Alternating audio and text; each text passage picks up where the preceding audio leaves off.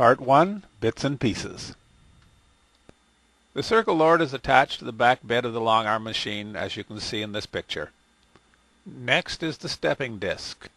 The stepping disc has 16 positioning holes around its perimeter and 4 radial lines of holes for placing squircles. To the left is the slot for stitching rays. There are 4 radiating lines of holes. The first holes are 1/2 inch apart, the second line 1 inch apart, and the third and fourth 1/4 inch apart. These are the small squircles, 3, 4, 5, and 6. The number denotes the size of the circle the squircle can make. Number 6 squircle does double duty. Pin up, it makes small circles. Pin down, it makes medallions. This is the 12-inch squircle, also with 4 sets of radial holes. The first row is split, with each hole 1/2 inch apart. The second, third, and fourth are 1/4 inch apart. Rows 2, 3, and 4 are offset so that you can make concentric circles 1/16 of an inch apart. You can see the difference in spacing by looking at the center hole. The Circlelord consists of a crossbar clamped across the back bed of the machine. The base plate is attached to the crossbar by the slide arm. The black knob assembly attaches the base plate to the slide arm. This is the base plate center post for holding discs and squircles. The stepping pin on the lower left of the base plate controls the position of the stepping disc. The slide arm clamp locks and releases the slide arm. Pulling up on the slide arm clamp releases it. Pushing down locks it. Turning left or right will loosen it or tighten it. The red-handled crossbar clamp locks the crossbar into position on the back bed. Pull to open, push to lock. This is the crossbar pressure adjustment bolt. To adjust the crossbar length, use the 2 wrenches supplied to either shorten the bolt to make the crossbar shorter or lengthen the bolt to make the crossbar longer. Make adjustments in small increments. Meanwhile, open and close the red-handled clamp to check the pressure. Finally, when satisfied with the pressure, tighten both nuts against the post and secure them. With the center clamp loose, you can test the range of movement of the slide arm and base plate. Here we demonstrate the use of the black knob in controlling the angle of the base plate. This angle is important so we can align medallion and ray patterns. This adjustment also allows us to stitch circles closer to the edge. Here we demonstrate how we can easily move the whole assembly back and forth along the back bed. The stylus connects the base plate with the sewing head. When you drop the stylus point into the center post, you can drag the whole assembly back and forth, lock it into position, move the base plate to find the center, and then lock it in position again. End of Part 1. Part 2. Regular and concentric circles. The 12-inch squircle can make up to 66 concentric circles with a maximum diameter of 12 inches.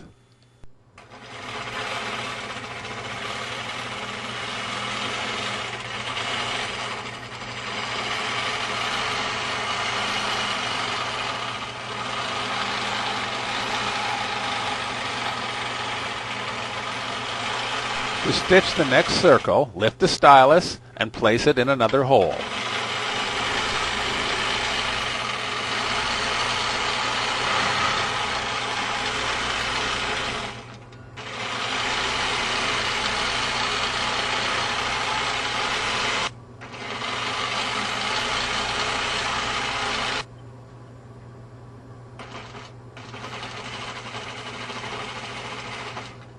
Here is the sequence of stylus moves that we use to make the circles that you have just seen.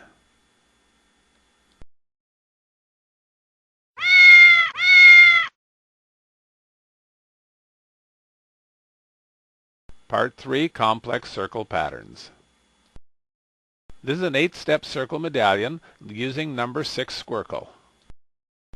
Watch this and get a feel for how fast the transitions are made from one circle to another.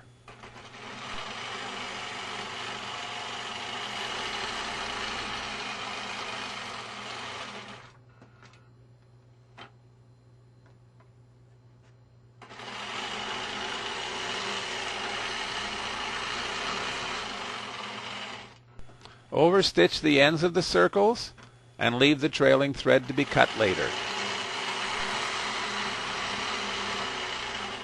Make a circle, then lift the stepping disc 2 holes and make another circle.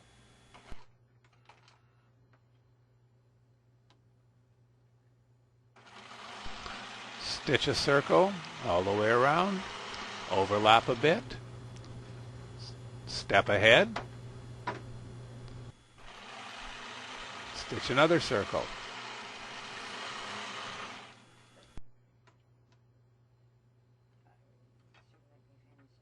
Here's the stepping action again.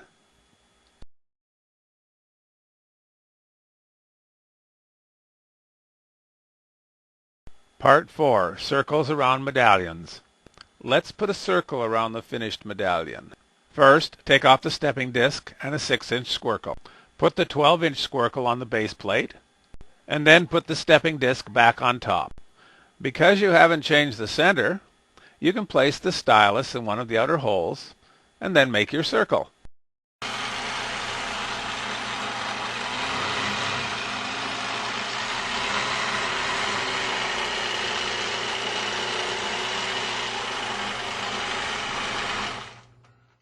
Now we'll do a small circle in the center.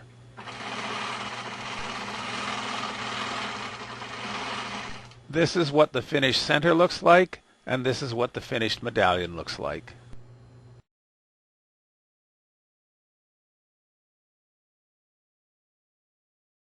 Part 5, a 16-step medallion using a 6-inch squircle.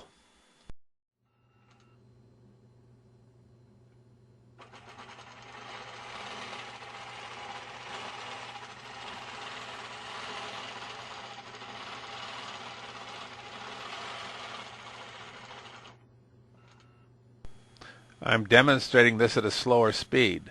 That's why it'll take 4 minutes rather than 3 minutes to finish.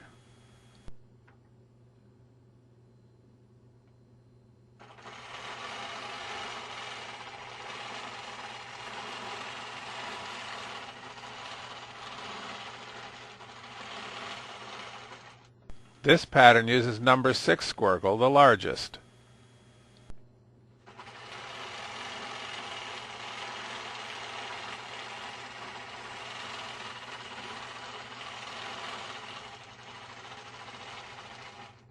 You can change the pattern by changing the squircle size.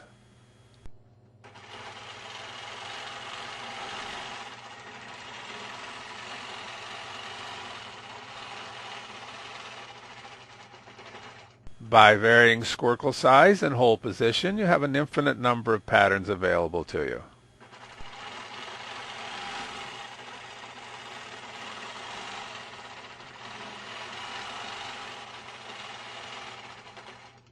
Note how fast the stepping action is from one circle to the next.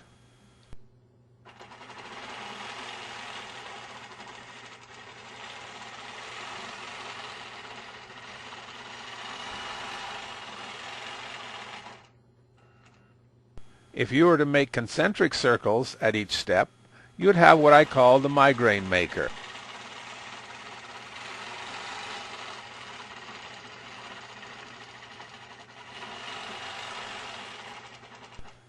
With 8 steps and concentric circles, you make the medallion at the center of the demo quilt.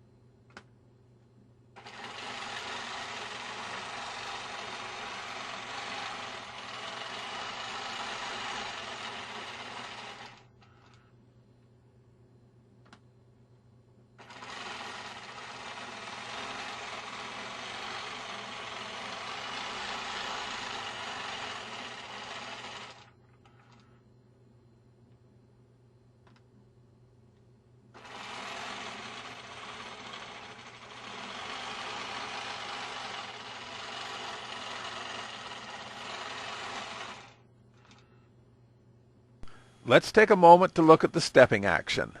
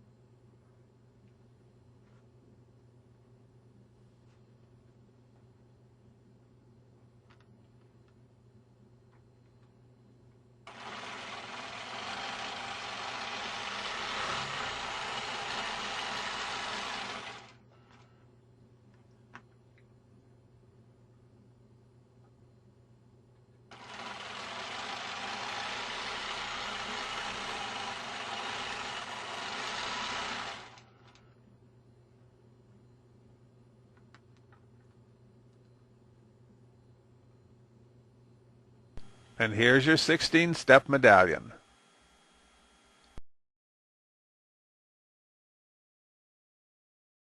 Part 6, Ray Patterns.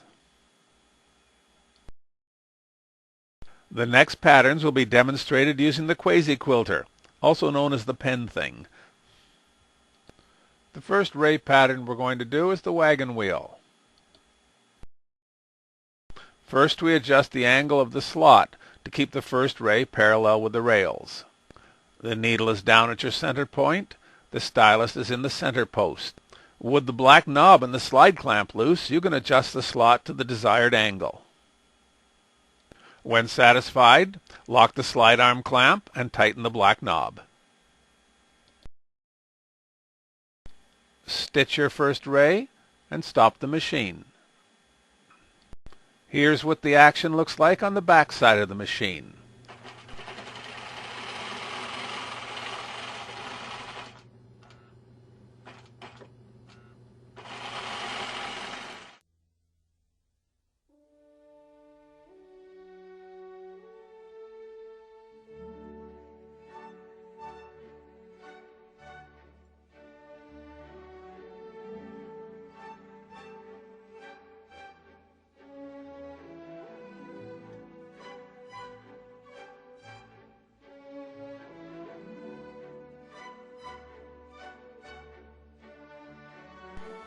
When the pen drops, that's the same as to start stitching. When the pen lifts, that's to stop stitching.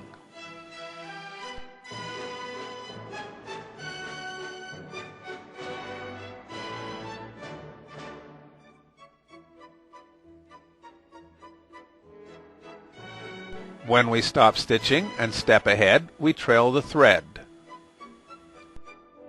You can do lock stitches at each end of the ray, or you can wait until we do closing circles.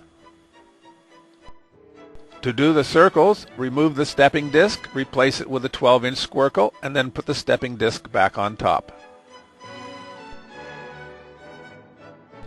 Put the stylus in a stepping pinhole and make a circle.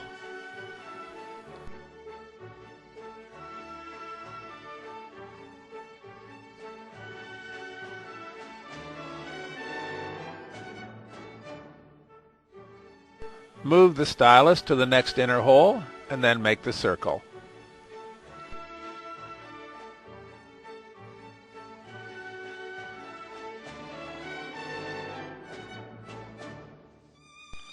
To stitch the inner circle, move the stylus to a hole that covers the end of the ray and then stitch the circle. Or you can hold pressure on the stylus at the end of the ray and stitch the circle as we did here. And here's your finished wagon wheel.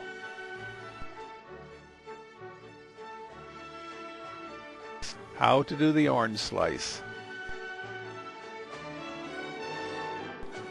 The orange slice is made much the same way as the wagon wheel, except that you don't turn your machine off at the end of the ray.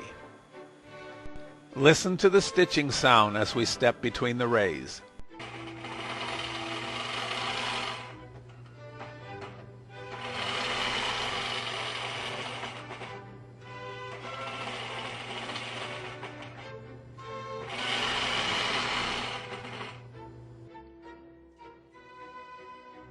Continue stitching in this manner until you complete the circle.